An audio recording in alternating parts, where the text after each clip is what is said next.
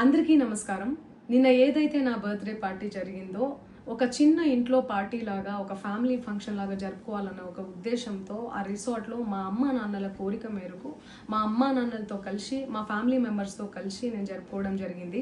అక్కడ మా అమ్మా నాన్నలు, మా అమ్మా నాన్న ఫ్రెండ్స్, మా ఫ్రెండ్స్, మా ఫ్యామిలీ ఫ్రెండ్స్, మా టీమ్ మెంబర్స్ మాత్రమే ఉండడం జరిగింది. అండ్ అట్లనే లిక్కర్ ఉండడం జరిగింది, సౌండ్ సిస్టమ్ ఉండడం జరిగింది. సో సౌండ్ సిస్టమ్కి లిక్కర్కి పర్మిషన్ తీసుకోవాలని చెప్పి నాకు అస్సలు అవగాహన లేదు, ఐడియా కూడా లేదు. అది అనుకోకుండా సడన్గా ప్లాన్ చేసుకొని వెళ్ళిపోవడం జరిగింది అక్కడ. సో అందుకు నాకు అవగాహన లేదు, లేకుంటే నేను డెఫినెట్లీ నేను తీసుకునేదాన్ని. నాకు అసలు గైడెన్సీయే లేదు. ఎవరైనా గైడ్ చేసినా కూడా నేను పర్మిషన్ తీసుకునేదాన్ని, లేకపోతే నేను ఎందుకు ఇలా తెలిసి చెయ్యను కదా. సో ఇదంతా ఇలా తెలిసి అయితే నేను తప్పు చేయలేదు, తెలియకుండా ఇది జరిగిపోయింది. అండ్ అక్కడ లోకల్ లిక్కర్ తప్ప అసలు వేరే ఏ ఇతర పదార్థాలు, మత్తు పదార్థాలు కానీ వాడడం అసలు జరగలేదు. అక్కడ దొరకలేదు కూడా, పోలీసులు సెర్చ్ చేసినా కూడా. అండ్ అక్కడ ఎవరికైతే పాజిటివ్ వచ్చింది అని చెప్పి పోలీసులు చెప్తున్నారో ఆయన ఎక్కడో ఒక చోట తీసుకున్నాడు, ఎప్పుడో తీసుకున్నాడు అని చెప్పి తేలిందని చెప్పి పోలీసులే చెప్పారు. అండ్ అది ఇన్వెస్టిగేషన్ కూడా జరుగుతుంది.